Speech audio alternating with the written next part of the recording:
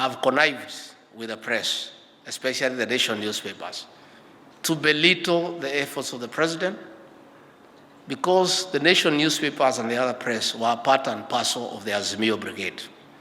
And they are still living in denial. They are the heck and beck of the opposition to try to belittle the government and to try to bring the government of William Ruto down by creating a false narrative.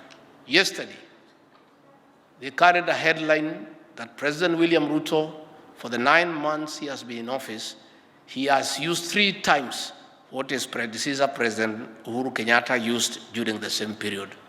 And that is very true. In fact, 3 times is not enough. That is true. What they did not tell the country, and they can't do so because they are subjective, and they are part of the scheme to belittle President William Ruto and the government. What they should have done is do an analysis of what President Uhuru Kenyatta did in those 9 months. How many countries did he travel to? How many local travels did he do? If they were honest to do analysis, they will find that within the 9 months, President William Ruto has done 8 times what President Uhuru Kenyatta did, and hence the escalation of the budget. But that one they cannot do. The other day, they wrote another screaming headline that President William Ruto is micromanaging his government, and were complaining that he is hands-on.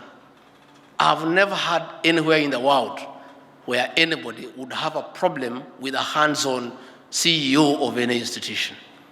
All institutions that are known to be successful, all organizations that are known to have made a difference, they are those organizations that are led by a CEO who has a hands-on style of management. But our press have a problem with that. They are still in denial. We ask you to move from the denial stage to the one of acceptance. William Ruto is the President of the Republic of Kenya. He defeated you and your project, and there's nothing you can do about it. You can just wait for your time and make another bid. And these people, I must say, are shameless. They try every day to create a wedge in our government that does not exist. The other day, they wrote a headline in Taifa Leo, Ruto amkata Gachagua kucha.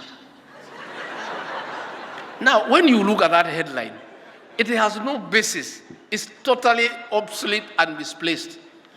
They were trying to create an impression that the president and I have a problem. I want to tell you, the media, you are going to wait for a long time, and you'll be disappointed. There will be no cracks in this government. This is a very solid government with leaders who have been brought together by a plan.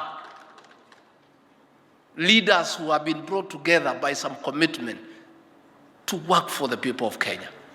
The president and I and the rest of us, all our ministers, are all pulling in the same direction. We all see things the same way. So don't try to create problems where there are none.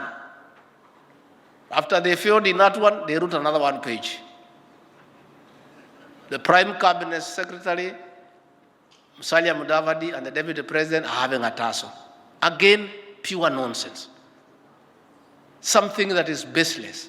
Just trying to poke holes in our administration because they have found that we have found a formula to turn around the economy of this country. I want to assure you, the nation newspapers, I don't want, whereas I agree with Moses Kuria that you have become rogue and you are part of the Azimio Brigade of trying to bring down the government, I don't agree with what he has suggested, that we stop advertising with you. We shouldn't, because we are democracy and we should be able to allow you to continue doing your job. Ours is to call you out. When you go overboard, we must tell you on the face. That is a strategy. But we also advise you, instead of hiding, why don't you convert yourself into a political party and then join the Azimio coalition? And then you can face us in politics, which is not your line.